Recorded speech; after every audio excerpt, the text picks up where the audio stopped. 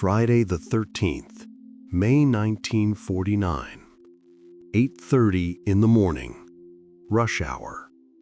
A truck carrying 80 drums of carbon disulfide enters the Holland Tunnel, connecting New York City to Jersey City. Carbon disulfide is a clear liquid, highly toxic, extremely flammable. Vapor ignites at just 194 degrees Fahrenheit, and it's banned from the Holland Tunnel. The driver doesn't know what he's carrying. 2,900 feet into the tunnel, one drum breaks free.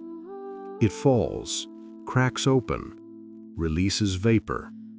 The vapor contacts a hot surface, maybe a brake, maybe an exhaust pipe, and it ignites. Within seconds, the truck is engulfed in flames reaching over 4,000 degrees Fahrenheit. Within minutes, 9 more trucks are burning. 125 vehicles become trapped underground as gridlock forms behind the inferno. Black, toxic smoke fills the tunnel.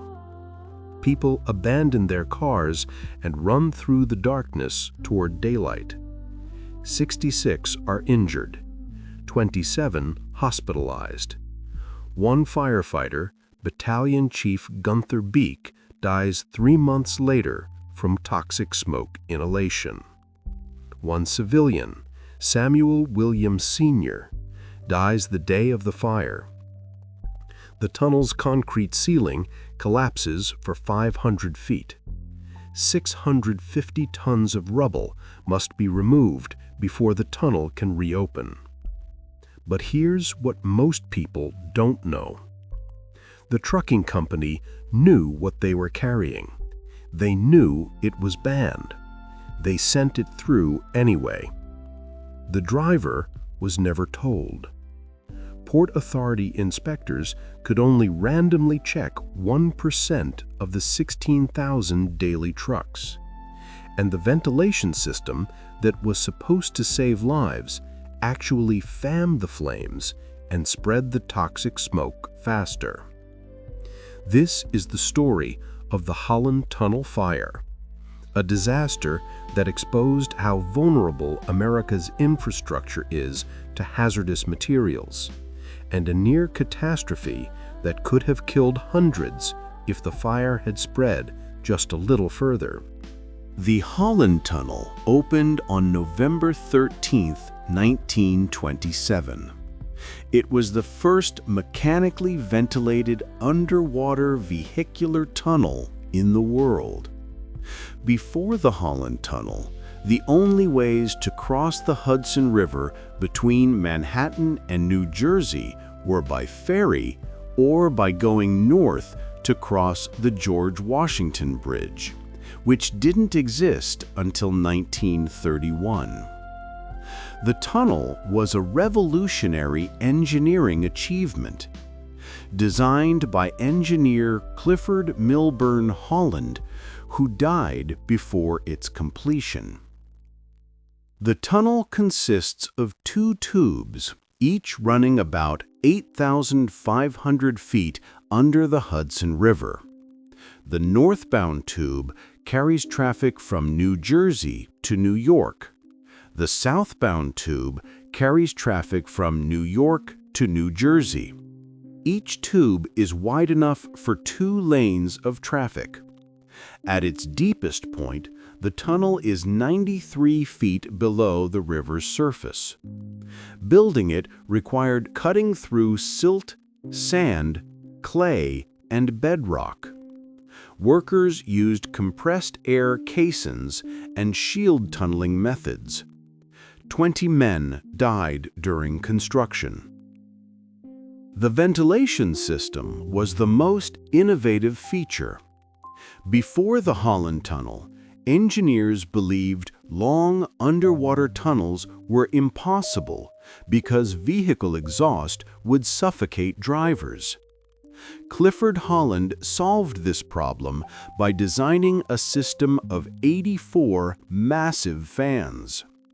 Fresh air is blown into the tunnel through vents near the roadway. Stale air is sucked out through ceiling vents. The fans exchange the entire volume of air in the tunnel every 90 seconds.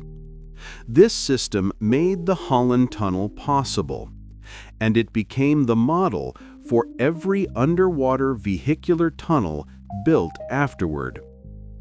By 1949, the Holland Tunnel was carrying about 16,000 vehicles per day: cars, trucks, buses, delivery vans. At the time, there were minimal regulations on what could be transported through the tunnel. Hazardous materials were supposed to be restricted, but enforcement was almost non-existent. Port Authority inspectors could only randomly check a tiny fraction of trucks. Most trucking companies were honest, but some weren't. And on May 13, 1949, that lack of oversight nearly caused a catastrophe. The truck belonged to Apex Inc., a trucking company based in New York. On the morning of May 13th, it was loaded with 80 55-gallon drums of carbon disulfide. Carbon disulfide is used in industrial processes. It's a solvent, but it's also extremely dangerous. The liquid evaporates quickly, producing toxic vapor. The vapor is heavier than air, so it sinks. And it ignites at temperatures as low as 194 degrees Fahrenheit. That's hot, but not that hot. A car's exhaust system can reach over 1,000 degrees. A brake drum can reach 500 degrees. Carbon disulfide vapor will ignite if it touches either. Because of these dangers, carbon disulfide was explicitly banned from the Holland Tunnel. Port Authority regulations prohibited its transport, but Apex Inc. knew what they were carrying. They loaded the truck anyway. The driver, however, was not told. He had no idea he was hauling a chemical that could turn his truck into a bomb. This was not uncommon at the time. Many drivers were kept in the dark about their cargo. Trucking companies didn't want drivers refusing dangerous shipments. At approximately 8:30 in the morning on Friday, May 13th, the truck entered the southbound tube of the Holland Tunnel from the New York side. Traffic was moderate. Rush hour was tapering off. The truck merged into the right lane and began the slow descent under the Hudson River. Behind it, over 100 other vehicles followed. Ahead, more vehicles traveled toward New Jersey. Everything seemed normal.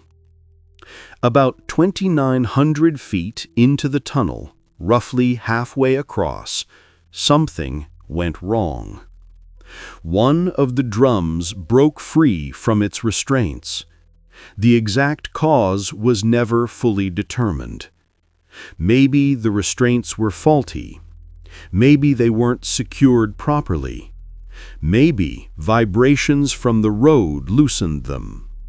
Whatever the reason, one 55-gallon drum of carbon disulfide fell from the truck bed onto the roadway. The drum cracked open. Carbon disulfide spilled. Liquid evaporated instantly in the confined space. Vapor spread. And then it found ignition. The ignition was instantaneous. One moment, the truck was driving normally. The next, it was engulfed in flames. Witnesses described a sudden whoosh of fire. The entire back of the truck became an inferno. The driver felt the heat. He saw flames in his mirrors. He stopped the truck and jumped out. He ran toward the New Jersey portal, abandoning the burning vehicle in the middle of the right lane. 4 trucks directly ahead of the burning vehicle stopped. They couldn't go forward. Traffic ahead was moving slowly. Within seconds, the intense heat ignited their cargo. Now, 5 trucks were burning. 5 trucks behind the original fire also caught. 10 trucks total. The fire spread rapidly. Temperatures reached over 4,000 degrees Fahrenheit. The tunnel's concrete ceiling began to crack. Pieces fell. The cast iron lining beneath started to glow red. The air became unbreathable. Thick black smoke filled the tunnel. 125 vehicles were trapped. Some were ahead of the fire, stuck in slow-moving traffic. Others were behind, blocked by the inferno.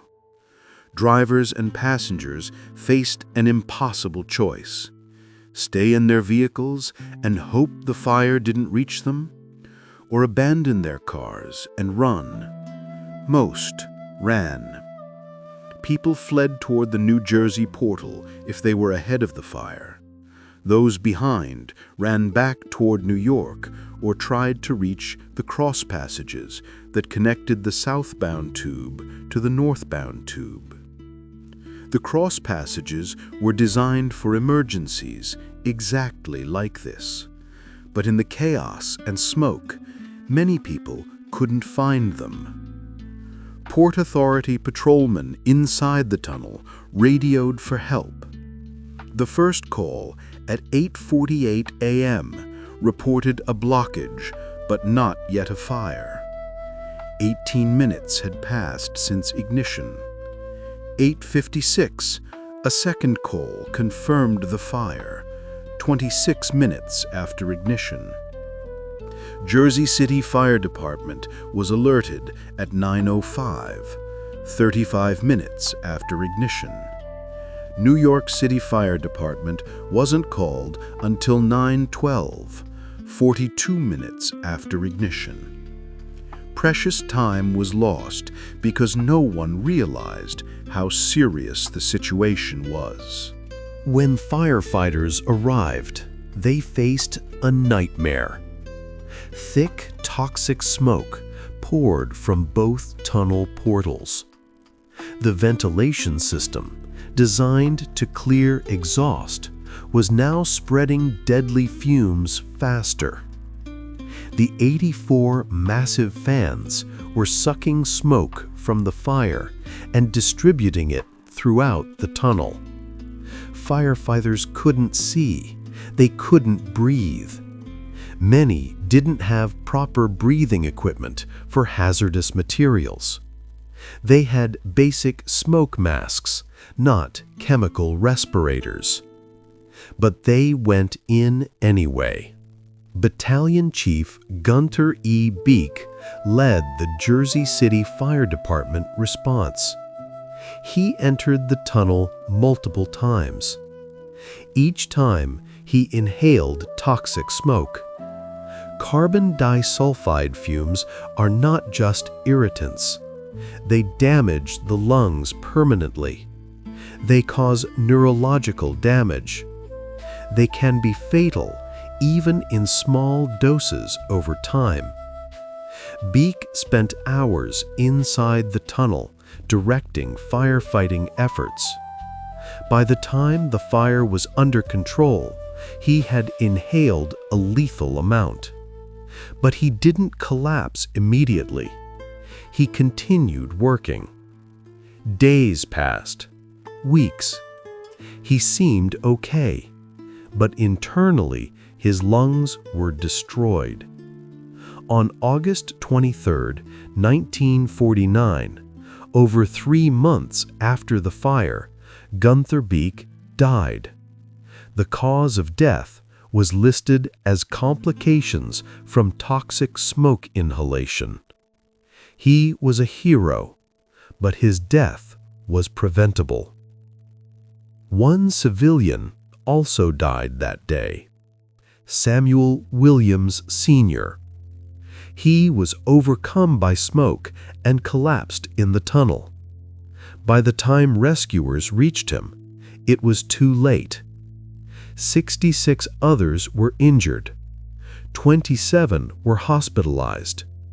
Most suffered from smoke inhalation, burns, or injuries sustained while fleeing. The fire burned for hours. By the time it was extinguished, 10 trucks were completely destroyed. Dozens of other vehicles were damaged, and the tunnel itself was a wreck. The structural damage was severe. The concrete ceiling had collapsed for approximately 500 feet. Chunks of concrete, some weighing several tons, had fallen onto the roadway. The walls were spalled, meaning the outer concrete had cracked and fallen away, exposing the cast iron primary lining beneath. In total, 650 tons of rubble had to be removed. Engineers inspected the tunnel and determined that while the primary lining was intact, extensive repairs were needed. The ceiling had to be rebuilt. Ventilation ducts had to be replaced. Electrical systems had to be repaired. The roadway had to be resurfaced. But the Holland Tunnel couldn't be fully closed. It was too important. 16,000 vehicles per day depended on it. The Port Authority made a decision. The southbound tube would remain open during the day, but would close from 8 p.m. to 6 a.m. each night. During those 10-hour windows, workers would haul in scaffolding, equipment, and materials. They would work through the night, then remove everything before the morning rush hour. This continued for months. Repairs weren't completed until mid-August. The investigation into the fire revealed shocking negligence. Apex Inc., the trucking company, knew they were transporting carbon disulfide. They knew it was banned from the tunnel. They sent the truck through anyway. The driver was never told what he was carrying. He had no way of knowing he was hauling 80 drums of explosive toxic liquid. Apex Inc. was fined, but the fine was minimal. No criminal charges were filed. The company continued operating. Port Authority wanted stricter oversight. They asked the Interstate Commerce Commission to perform spot checks on trucking companies to verify cargo declarations. But the ICC only had 20 staff members for the entire country. They couldn't possibly check every shipment. Port Authority itself could only randomly search about 1% of the 16,000 daily trucks. The math was simple. 99% of hazardous cargo slipped through undetected. The Holland Tunnel fire exposed this systemic failure, but fixing it required resources that didn't exist. The Holland Tunnel fire changed how America regulates hazardous materials transport. It didn't happen immediately, but over the following decades, new laws were passed. The Hazardous Materials Transportation Act of 1975 established federal standards for transporting dangerous goods. Drivers had to be trained. Cargo had to be properly labeled. Certain materials were banned from tunnels and bridges. Enforcement improved, though it remained imperfect. The fire also changed tunnel design. Engineers realized that ventilation systems designed for normal exhaust could become dangerous during fires.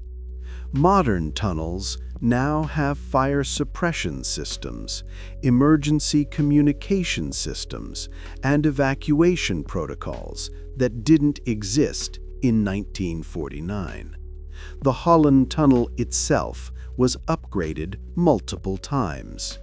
Today, it has smoke detection, fire alarms, and better emergency access. But questions remain.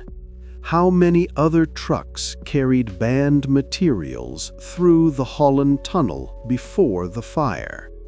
How many close calls happened that were never reported?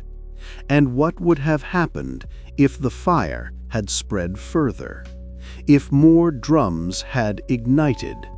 If the entire 80-drum load had exploded? Engineers estimated that a full explosion could have collapsed the tunnel entirely. Hundreds would have died. The Hudson River would have flooded in.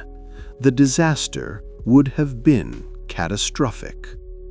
Battalion Chief Gunther Beake's death haunted the fire service. He had done everything right. He led his men bravely.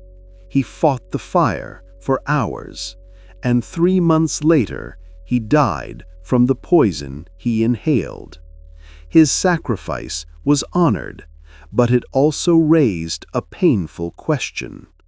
If firefighters don't have proper equipment for hazardous materials, should they be sent in at all? The answer, eventually, was no. Modern firefighters receive hazmat training and specialized equipment. But in 1949, they had neither. Beake paid the price. The Holland Tunnel fire of May 13, 1949, was a disaster that could have been much worse. 66 injured, 2 dead. But it could have been hundreds. The fire exposed critical weaknesses in how America transports hazardous materials. It revealed that enforcement was minimal, that oversight was nearly non-existent, and that major infrastructure was vulnerable to catastrophic failure from a single mistake. One broken restraint, one fallen drum, one spark. That's all it took. Why was Apex Inc. allowed to transport banned materials? Why was the driver never told? And why, after 2 people died and 66 were injured, were there no criminal prosecutions? These questions still resonate. The fire changed regulations, but the deeper issues of corporate accountability and enforcement gaps persist. If you want to uncover more stories of American infrastructure hiding dark secrets, subscribe to Hidden America. Next time, we'll explore the Tacoma Narrows Bridge collapse, when Galloping Gertie twisted like a ribbon and plunged into Puget Sound just 4 months after opening. We'll investigate the ignored engineering warnings, the insurance fraud suspicions, and why one dog became the most famous casualty. Subscribe now for more hidden infrastructure stories. And remember, every tunnel we drive through, Every bridge we cross was built by people who sometimes cut corners. Sometimes those corners cost lives. And sometimes we only learn the lessons after the disaster has already happened.